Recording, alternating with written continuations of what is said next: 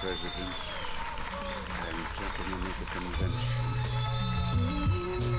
If we could first know where we are, whither we are tending, we could better judge what to do and how to do it. We are now far into the 5th year since a policy was initiated with the avowed object and confident purpose of putting an end to slavery agitation. Under the operation of that policy, that agitation has not only not ceased, but has constantly augmented. In my opinion, it will not cease until a crisis shall have been reached and passed. A house divided against itself cannot stand. I believe this government cannot endure permanent, half slave, half free. I do not expect the Union to be dissolved. I do not expect the house to fall. I do expect it will cease to be divided. It will become all one thing, all the other.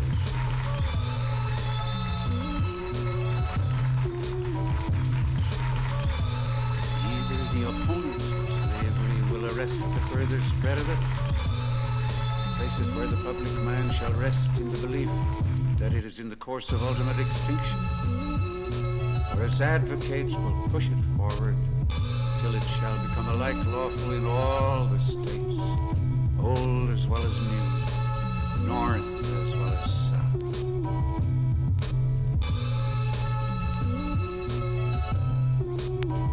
Mr. President, you are now called to redress a great transgression. Seldom in the history of nations has such a question been presented. Tariffs, army bills, navy bills, land bills are important and justly occupy your.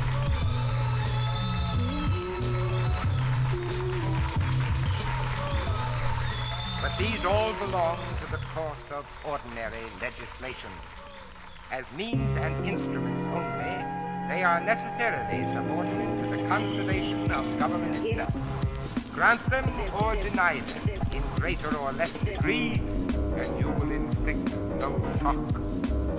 The machinery of government will continue to move. The state will not cease to exist. For otherwise is it with the eminent question now before you, involving as it does liberty in a broad territory, and also involving the peace of the whole country, with our good name in history forevermore.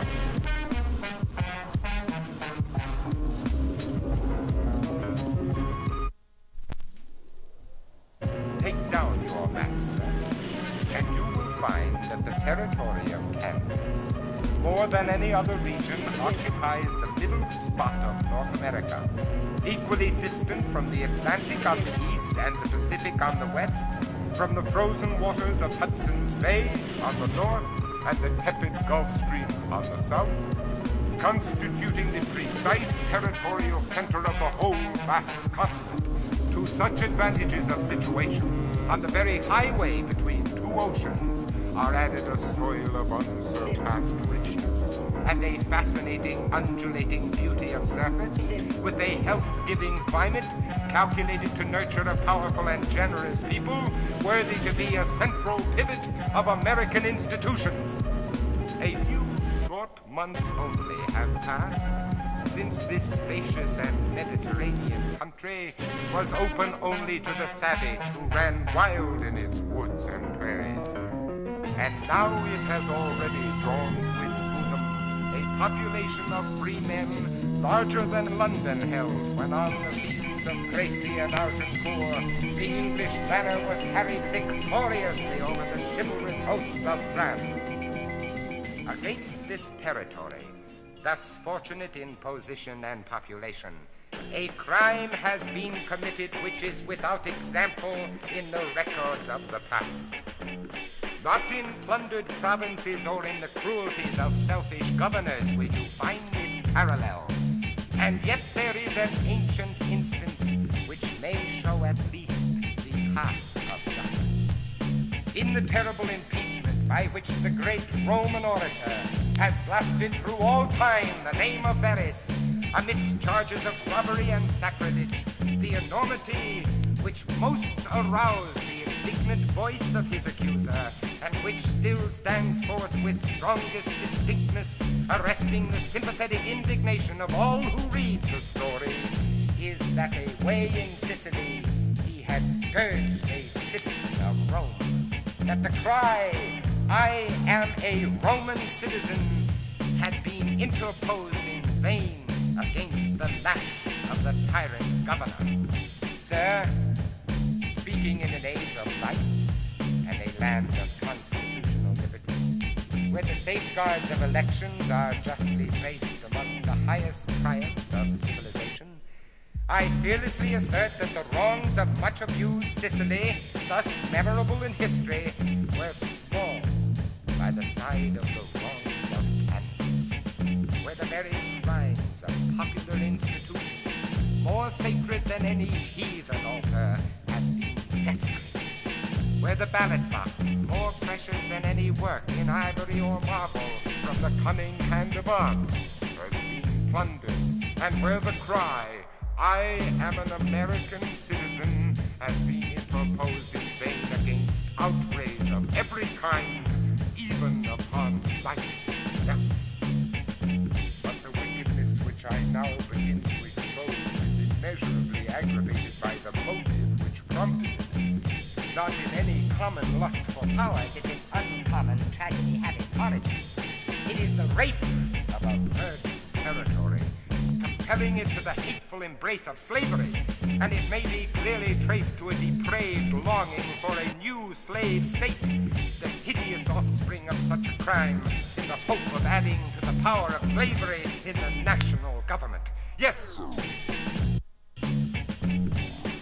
When the whole world alike, Christian and Turk, is rising up to condemn this wrong and to make it a hissing to the nations, here in our republic, force, aye, sir, force has been openly employed in compelling Kansas to this pollution, creativity, and all for the sake of political power. Creativity from 8 to But 11 this times. enormity, In fact, vast everyone beyond finds comparison, that they're more creative swells still. to dimensions of wickedness So which the remember imagination our toils in vain to grasp, when it is understood that for this purpose are hazarded the horrors of intestine feud, not only in the distant territory, but everywhere throughout the country.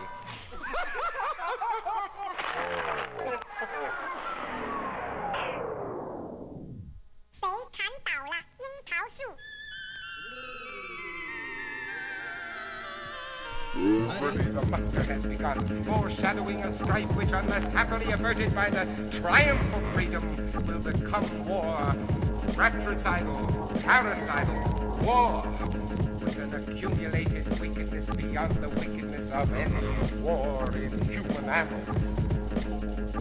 With regret, I come upon the senator from South Carolina, Mr. Butler, who on the present in this debate overflowed with rage at the simple suggestion that Kansas had applied for admission as a state.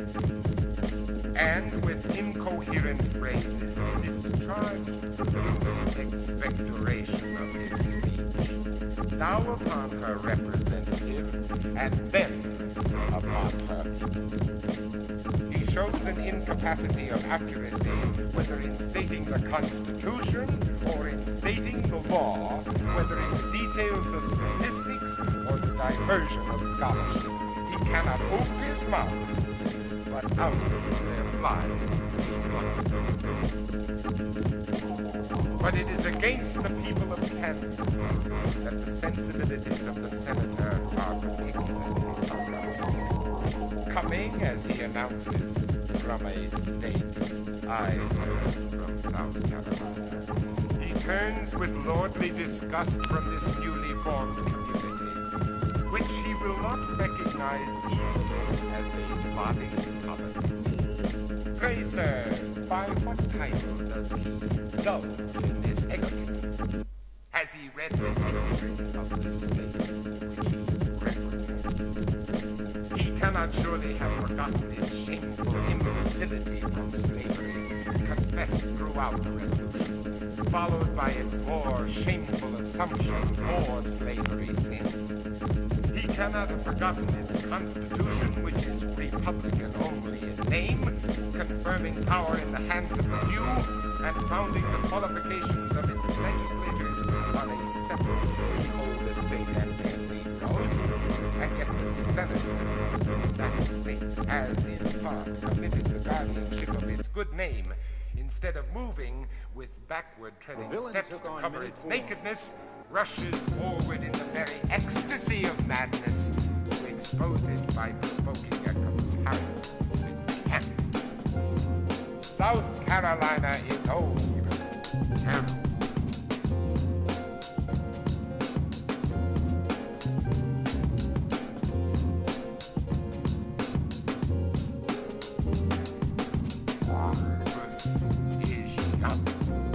South Carolina counts by centuries, where Kansas counts by years. But a beneficent example may be born in a day. And I venture to say that against the 2 centuries of the older state may be already set the 2 years of trial, evolving corresponding virtue in the younger community. In the one is the long wail of slavery. In the other, the hymns of freedom.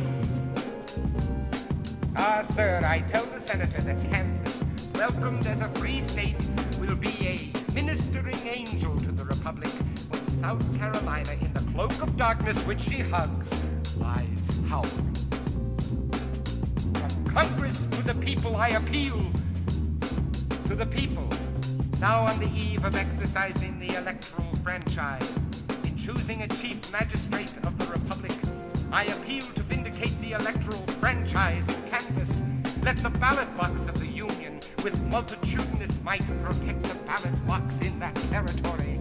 Let the voters everywhere, while rejoicing in their own rights, help to guard the equal rights of distant fellow citizens. That the shrines of popular institutions, now desecrated, may be sanctified anew. That the ballot box, now plundered, may be restored, and that the cry, "I am an American citizen," may not be sent forth in vain against outrage of every kind. In the name of the Heavenly Father, whose service is perfect freedom, I make this last appeal.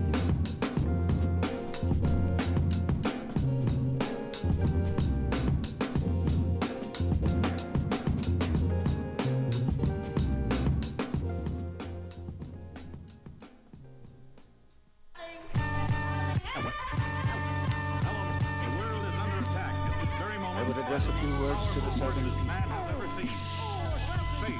The question recurs, what will satisfy them? Simply this. We must not only let them alone, but we must somehow convince them that we do let them alone. Wrong as we think slavery is, we can yet afford to let it alone where it is, because that much is due to the necessity arising from its actual presence in the nation. But can we, while our votes will prevent it, allow it to spread into the national territories and to overturn us here in these free states? If our sense of duty forbids this, then let us stand by our duty fearlessly and effectively. All they ask, we could readily grant, if we thought slavery right. All we ask, they could as readily grant, if they thought it wrong. There's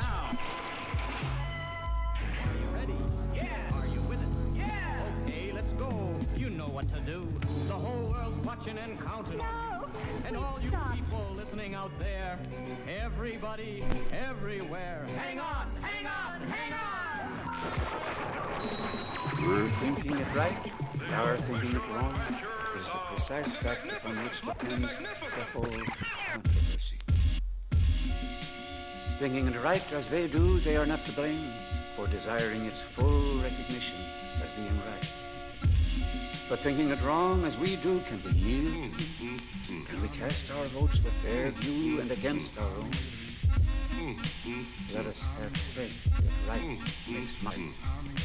And in that faith, let us to the end dare to do our duty as we understand.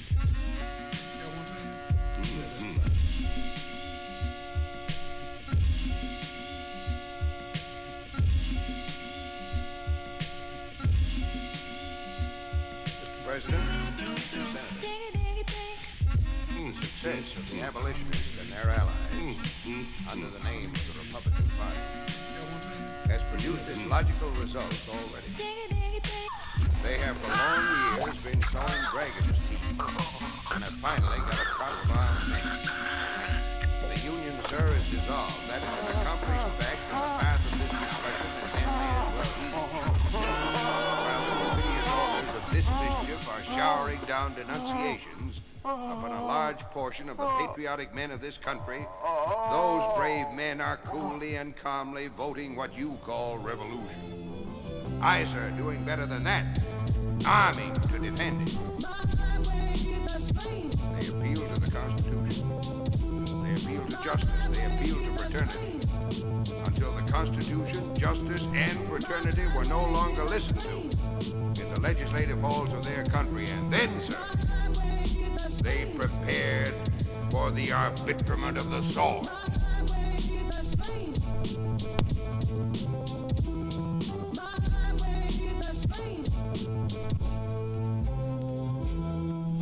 Now you see the glittering bayonet, and you hear the tramp of armed men from your capital to the Rio Grande. It's a sight that gladdens the eyes and cheers the heart of other millions ready to second them.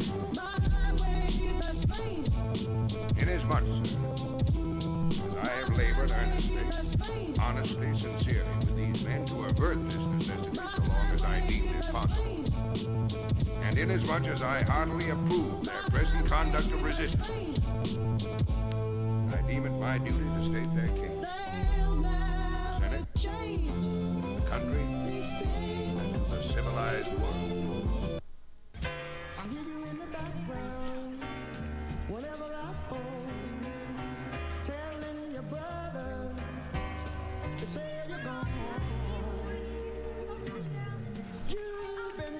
Senators, my countrymen have demanded no new government. They've demanded no new constitution.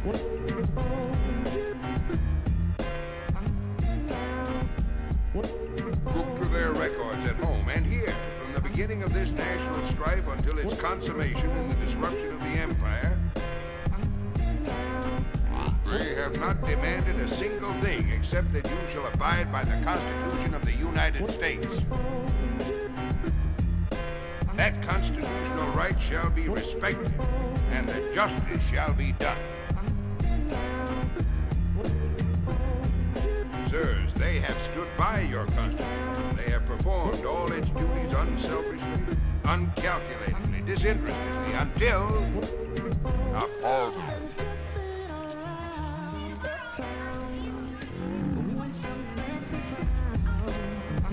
Party sprang up in this country which endangered their social system. A party which they arraigned and which they charged before the American people and all mankind. With having made proclamation of outlawry against 4,000 millions of their property in the territories of the United States. With having put them under the ban of the empire in all the states in which their institutions exist, outside the protection of federal laws. With having aided and abetted insurrection from within and invasion from without, with the view of subverting those institutions and desolating their homes and their firesides. For these causes, they have taken up arms.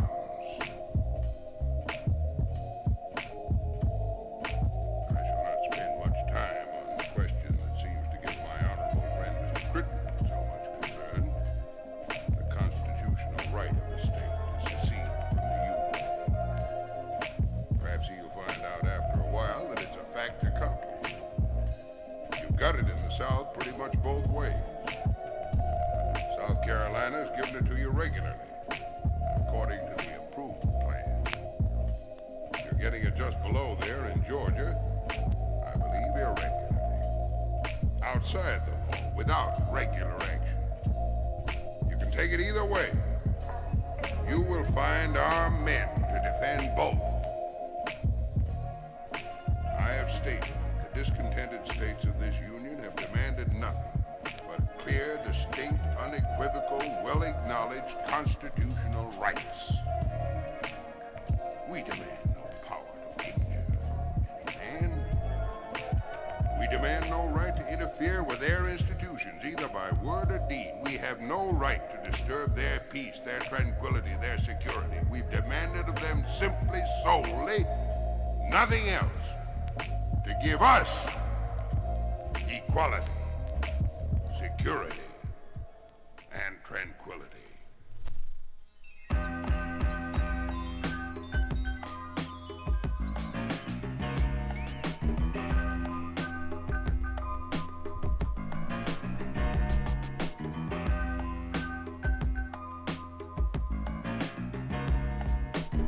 Give us these and peace restores itself. Refuse them and take what you get.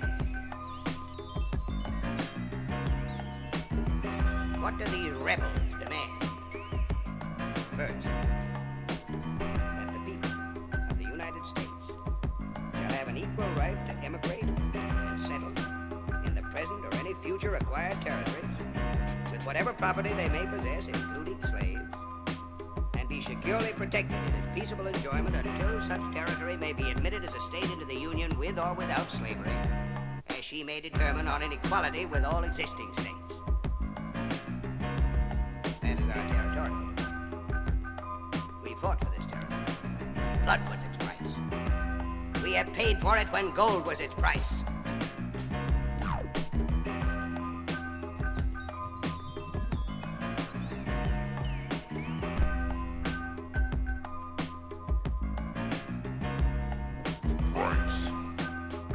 We have not proposed to exclude you, though you contributed very little blood or money. I refer especially to New England. The second proposition is that property in slaves shall be entitled to the same protection from the government of the United States in all of its departments, everywhere, which the Constitution confers the power upon it to extend to any other property. We demand of the common government to use its granted powers to protect our property as well as yours. We pay as much as you do. This very property is subject to taxation. It's been taxed by you and sold by you for taxes. Tens of thousands of slaves is derived from the United States. We claim that the government, while the Constitution recognizes our property for the purposes of taxation, shall give it the same protection as it gives yours.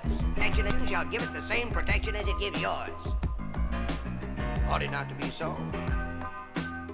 You say no. Every one of you upon this committee said no. Your senators said no. Your House of Representatives said no. Throughout the length and breadth of your conspiracy against the Constitution, there is but one shout of no. This recognition of this right is the price of my allegiance. Withhold it, and you do not get my obedience. This is the philosophy of the armed men who have sprung up in this country.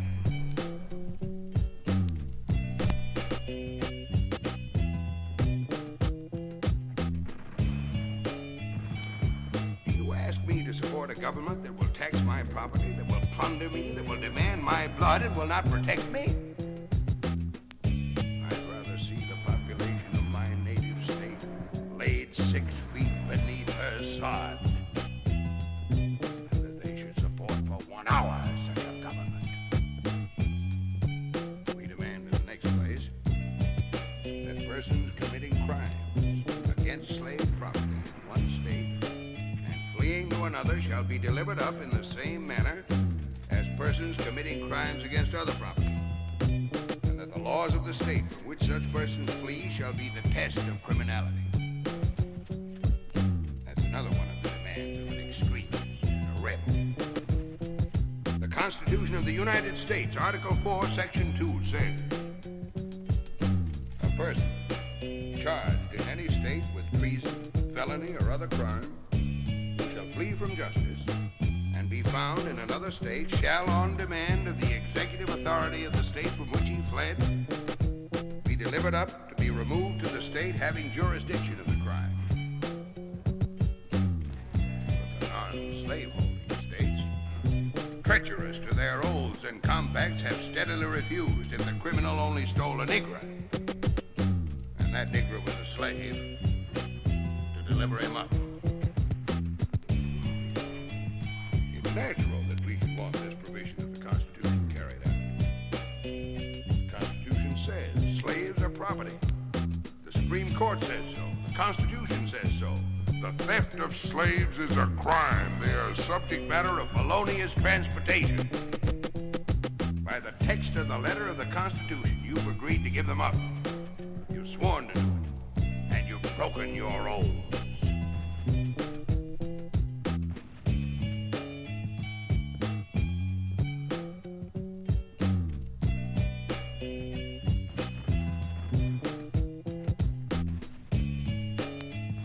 The Constitution of the United States now requires and gives Congress express power to define and punish piracies and felonies committed on the high seas and offenses against the laws of nations. When the honorable and distinguished Senator from Illinois, Mr. Douglas, last year introduced a bill for the purpose of punishing people thus offending under that clause of the Constitution, Mr. Lincoln, in his speech at New York, which I have before me, declared that it was a sedition bill. His press and party hooted at it. So far from recognizing the bill as intended to carry out the Constitution of the United States, it received their jeers and jibes. The black Republicans of Massachusetts elected the admirer and eulogist of John Brown's courage as their governor, and we may suppose he will throw no impediments in the way of John Brown's successors. The epithet applied to the bill of the senator from Illinois is quoted from a deliberate speech delivered by Lincoln in New York, for which it was stated in the journals, according to some resolution passed by an association of his own party, he was paid a couple of $100.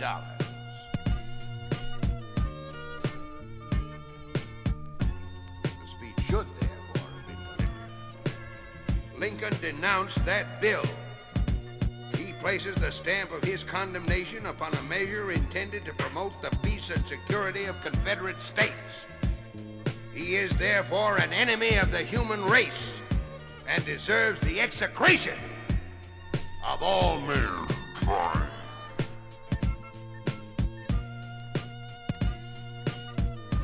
The Supreme Court have decided that, by the Constitution, we have a right to go to the territories and be protected there with our property. You say we cannot decide the compact for ourselves. Well, can the Supreme Court decide it for us? Mr. Lincoln says he does not care what the Supreme Court decides. He says this in his debate with the honorable member from Illinois, Mr. Douglas. I have it before me. He said he would vote against the decision of the Supreme Court. Then you did not accept that argument. You will not take my construction. You will not take the Supreme Court as an arbiter. And you will not take the practice of the government. You will not take the treaties under Jefferson and Madison. You will not take the opinion of Madison upon the very question of prohibition in 1820. What then will you take? You will take nothing but your own judgment. That is, you will not only judge for yourselves, not only discard the court, discard our construction, discard the practice of the government, but you will drive us out simply because you will it. Come and do it. You have sapped the foundations of society. You have destroyed almost all hope of peace. compact where there is no common arbiter, where the parties finally decide for themselves, the sword alone at last becomes the real, if not the constitutional arbiter. Your party says that you will not take the decision of the Supreme Court. You said so at Chicago. You said so in committee. Every man of you in both houses said so. What are you going to do? You say we shall submit to your construction. We shall do it if you can make us. But not otherwise, or in any other manner. That is settled. You may call it secession or you may call it revolution, but there is a big fact standing before you ready to oppose you. And that fact is free men with arms in their hands. The cry of the Union will not disperse them. We have passed that point. They demand equal rights, and you had better heed their demand.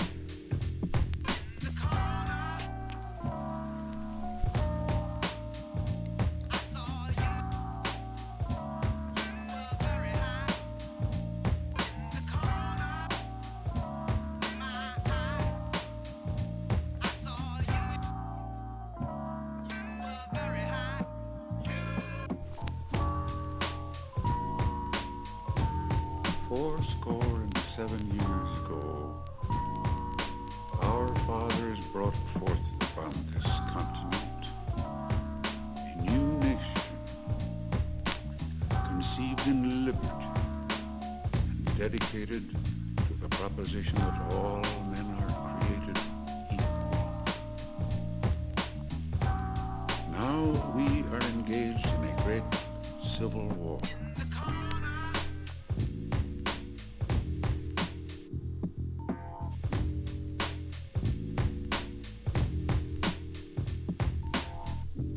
Testing whether that nation, or any nation so conceived and so dedicated, can long endure. We are met on a great battlefield of that war. We are met to dedicate a portion of it as the final resting place of those who have given their lives that that nation might live.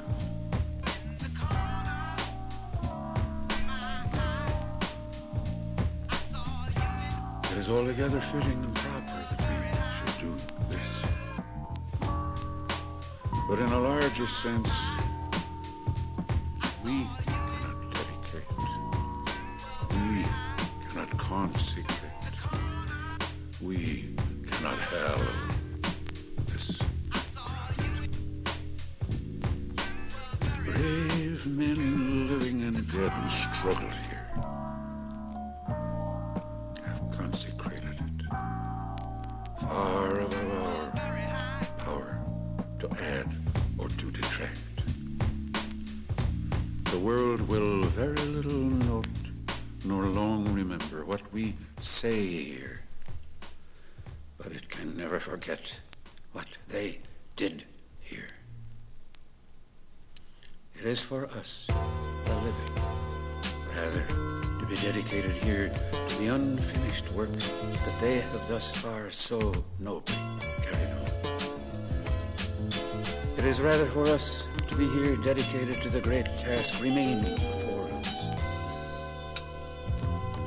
that from these honored dead we take increased devotion to that cause for which they here gave the last full measure of devotion. That we here highly resolve that these dead shall not have died in vain, but the nation shall, under God, have a new birth of freedom.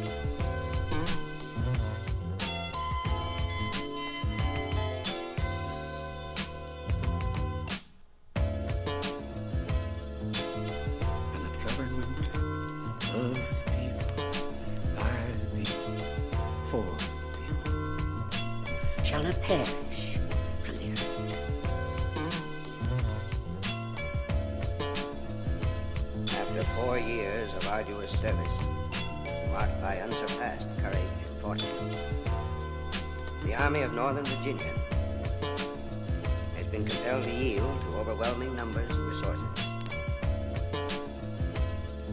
I need not tell the survivors of so many hard-fought battles, who have remained steadfast to the last, that I have consented to this result from no distrust of them,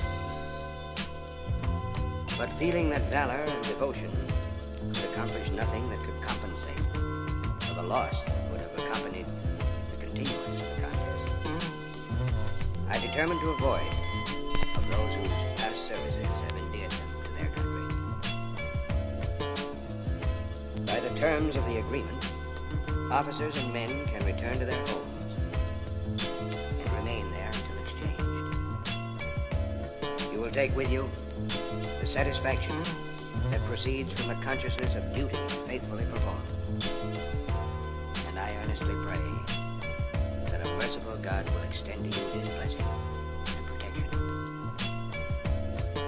With an unceasing admiration of your constancy and devotion to your country, and a grateful remembrance of your kind and generous consideration of myself, I bid you all an affectionate farewell.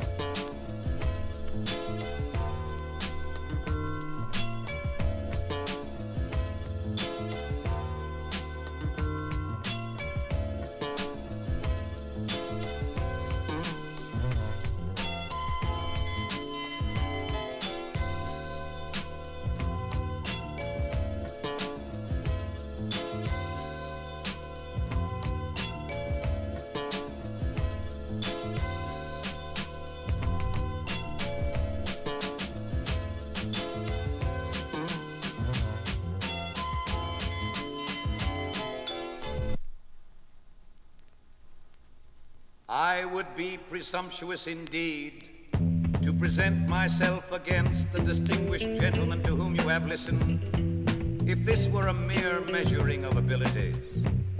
But this is not a contest between persons. The humblest citizen in all the land, when clad in the armor of a righteous cause, is stronger than all the hosts of error.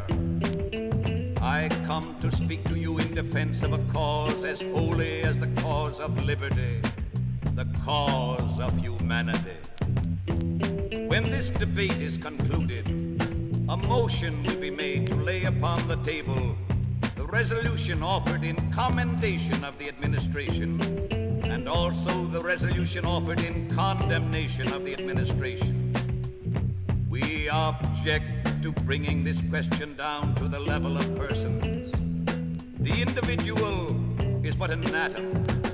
He is born, he acts, he dies. But principles are eternal, and this has been a contest over a principle. Never before in the history of this country has there been witnessed such a contest as that through which we have just passed. Never before in the history of American politics has a great issue been fought out as this issue has been by the voters of a great party. On the 4th of March, 1895, a few Democrats, most of them members of Congress, issued an address to the Democrats of the nation, asserting that the money question was the paramount issue of the hour, declaring that a majority of the Democratic Party had the right to control the action of the party on this paramount issue, and concluding with a request that the believers in the free coinage of silver in the Democratic Party should organize, take charge of, and control the policy of the Democratic Party. 3 months later at Memphis, an organization was perfected, and the Silver Democrats went forth openly and courageously proclaiming their belief and declaring that if successful, they would crystallize into a platform the declaration which they had made. Then began the conflict. with a zeal approaching the zeal which inspired the Crusaders who followed Peter the Hermit. Our silver Democrats went forth from victory unto victory until they are now assembled not to discuss, not to debate, but to interrupt the judgment already rendered by the plain people of this country.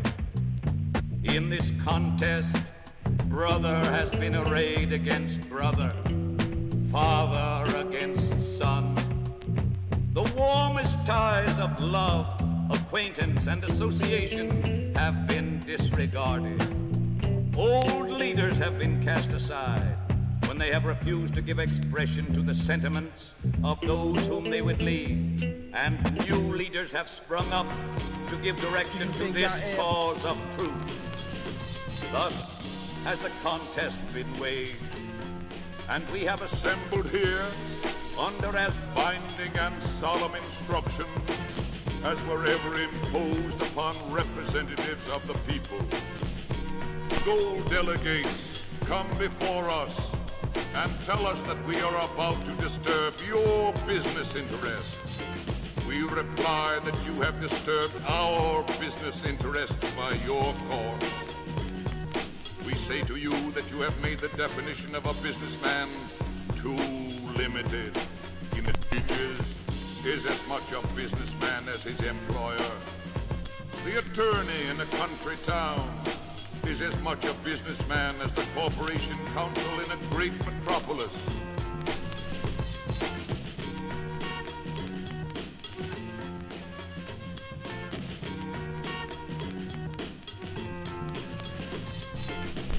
The merchant at the crossroads store is as much a businessman as the merchant of New York. The farmer who goes forth in the morning and toils all day, who begins in the spring and toils all summer, and who by the application of brain and muscle to the natural resources of the country creates wealth, is as much a businessman as the man who goes upon the board of trade and bets upon the price of grain.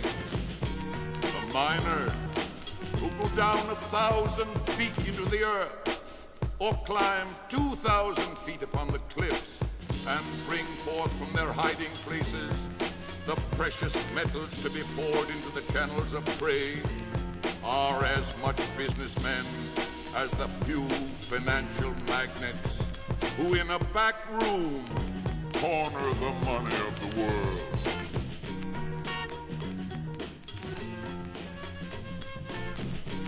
We come to speak for this broader class of businessmen.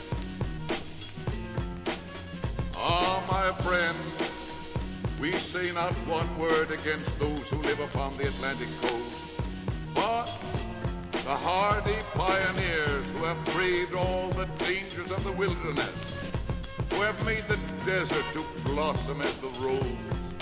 The pioneers away out there who rear their children near to nature's heart, where they can mingle their voices with the voices of the birds. Out there where they have erected schoolhouses for the education of their young, churches where they praise their Creator, and cemeteries where rest the ashes of their dead. These people, we say, are as deserving of the consideration of our party as any people in this country. It is for these that we speak.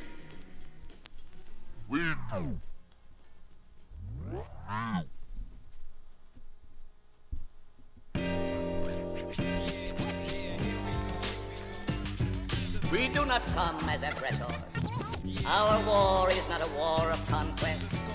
We are fighting in the defense of our homes, our families, and posterity. We have petitioned, and our petitions have been scorned. We have entreated, and our entreaties have been disregarded.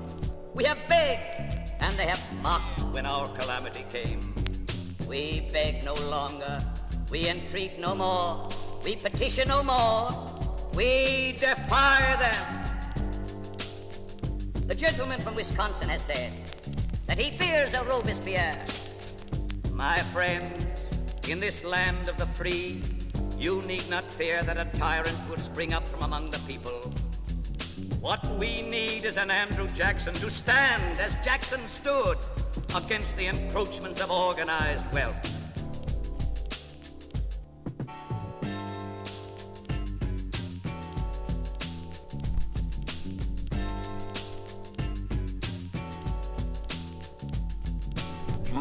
That this platform was made to catch votes. We reply to them that changing conditions make new issues, that the principles upon which democracy rests are as everlasting as the hills, but that they must be applied to new conditions as they arise. Conditions have arisen, and we are here to meet these conditions. They tell us that the income tax ought not to be brought in here, that it is a new idea. They criticize us for our criticism of the Supreme Court of the United States. My friends, we have not criticized. We have simply called attention to what you already know. If you want criticisms, read the dissenting opinions of the court. There you will find criticisms. They say that we passed an unconstitutional law. We deny it. The income tax law was not unconstitutional when it was passed. It was not unconstitutional when it went before the Supreme Court for the first time.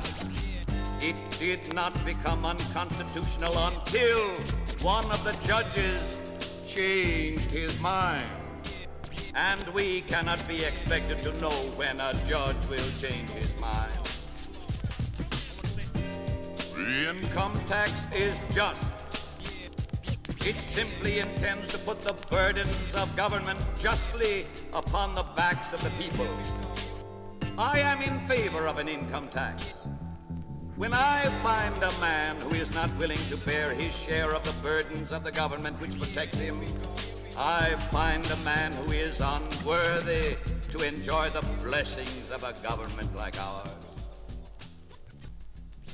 They say that we are opposing national bank currency.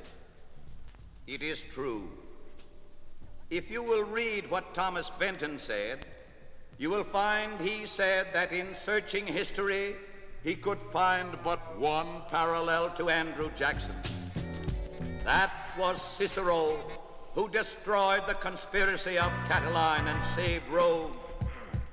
Benton said that Cicero only did for Rome what Jackson did for us when he destroyed the bank conspiracy and saved America.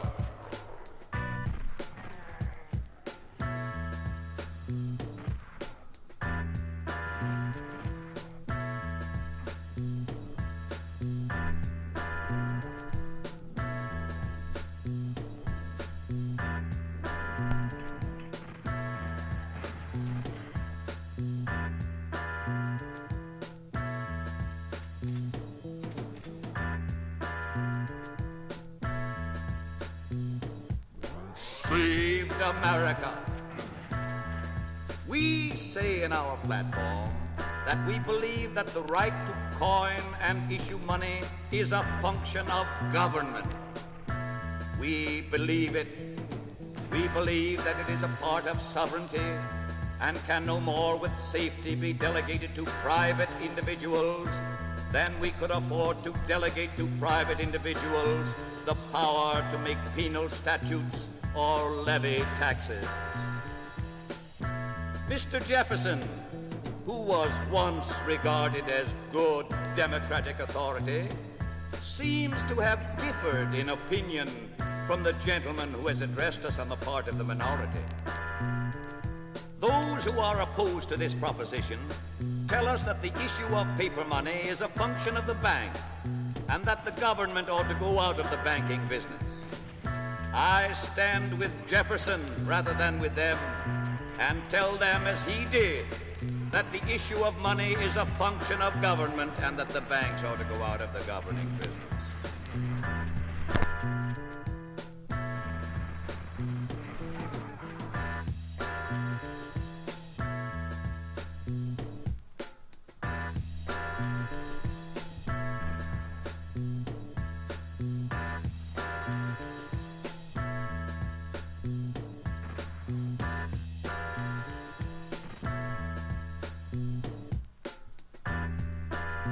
And now, my friends, let me come to the paramount issue. If they ask us why it is that we say more on the money question than we say upon the tariff question, I reply that if protection has slain its thousands, the gold standard has slain its tens of thousands. If they ask us why we do not embody in our platform all the things that we believe in, we reply that when we have restored the money of the Constitution, all other necessary reforms will be possible. But that until this is done, there is no other reform that can be accomplished. Why is it that within 3 months, such a change has come over the country? 3 months ago, when it was confidently asserted that those who believe in the gold standard would frame our platform and nominate our candidates, even the advocates of the gold standard did not think that we could elect a president. And they had good reason for their doubt, because there is scarcely a state here today asking for the gold standard which is not in the absolute control of the Republican Party. But note the change. Mr. McKinley was nominated at St. Louis upon a platform which declared for the maintenance of the gold standard until it can be changed into bimetallism by international agreement. Mr. McKinley was the most popular man among the Republicans, and 3 months ago everybody in the Republican Party prophesied his election. How is it today?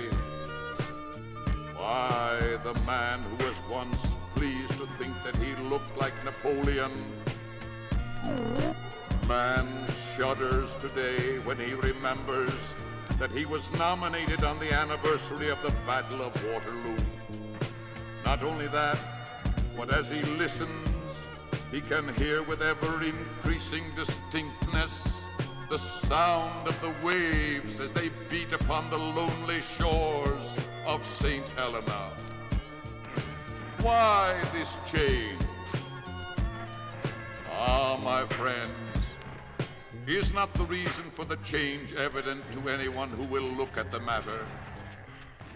No private character, however pure, no personal popularity, however great, can protect from the avenging wrath of an indignant people a man who will declare that he is in favor of fastening the gold standard upon this country, or who is willing to surrender the right of self-government and place the legislative control of our affairs in the hands of foreign potentates and powers. We go forth confident that we shall win. Why? Because upon the paramount issue of this campaign, there is not a spot of ground upon which the enemy will dare to challenge battle. If they tell us that the gold standard is a good thing, we shall point to their platform and tell them that their platform pledges the party to get rid of the gold standard and substitute bimetallism. If the gold standard is a good thing, why try to get rid of it?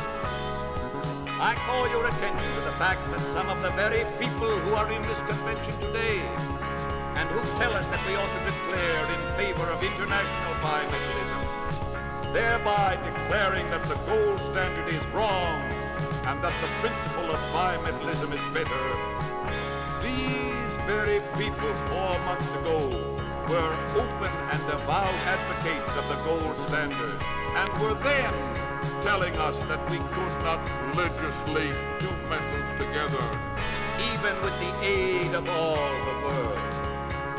If the gold standard is a good thing, we ought to declare in favor of its retention, and not in favor of abandoning it. And if the gold standard is a bad thing, why should we wait until other nations are willing to help us to let go? Here is the line of battle, and we care not upon which issue they force the fight. we are prepared to meet them on either issue, or on both. If they tell us that the gold standard is the standard of civilization, we reply to them that this, the most enlightened of all the nations of the earth, has never declared for a gold standard, and that both the great parties this year are declaring against it. If the gold standard is the standard of civilization, why, my friends, should we not have it? If they come to meet us on that issue, we can present the history of our nation.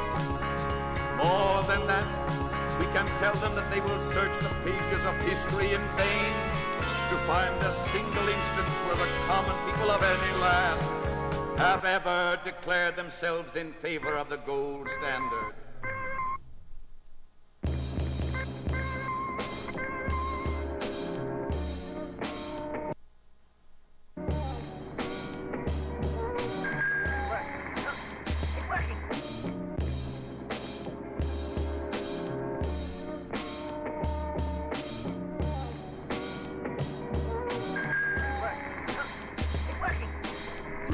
Find where the holders of fixed investments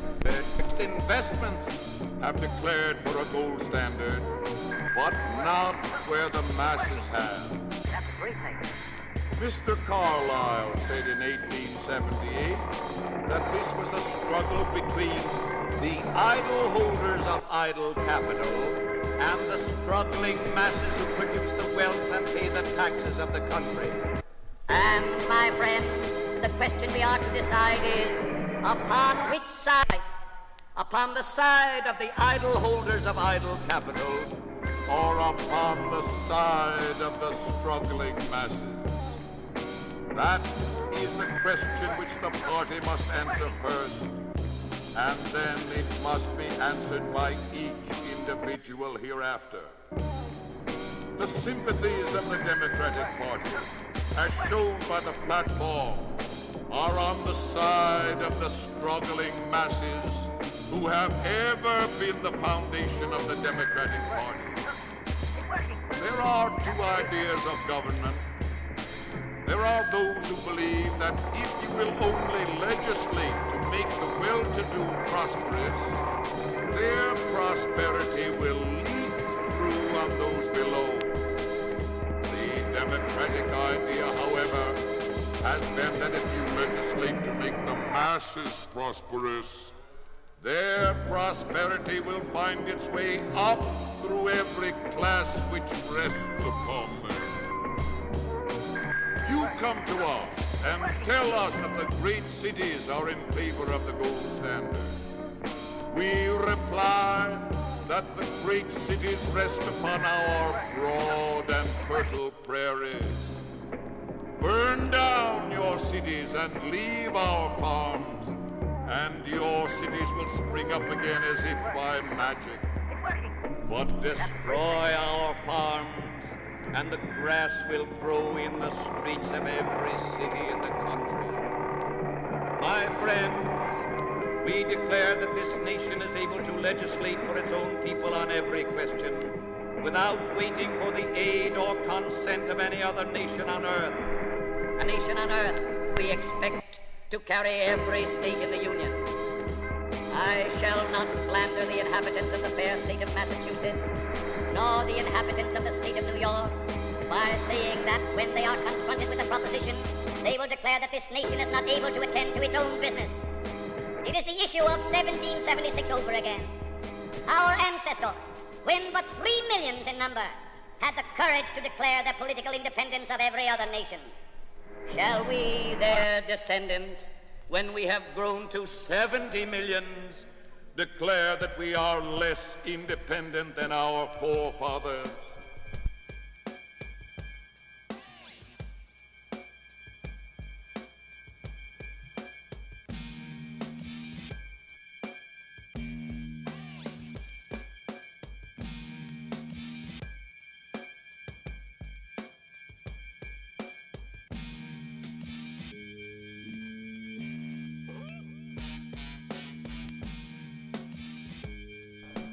No, my friends, That will never be the verdict of our people.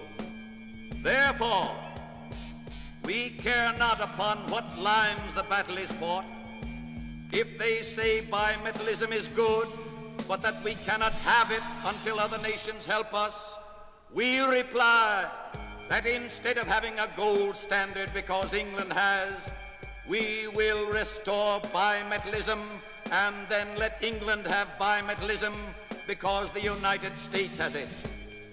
If they dare to come out in the open field and defend the gold standard as a good thing, we will fight them to the uttermost.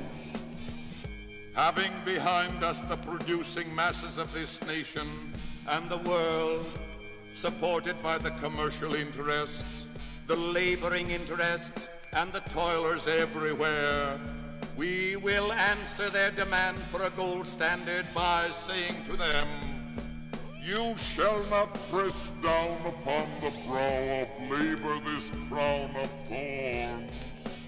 You shall not crucify mankind upon a cross of gold.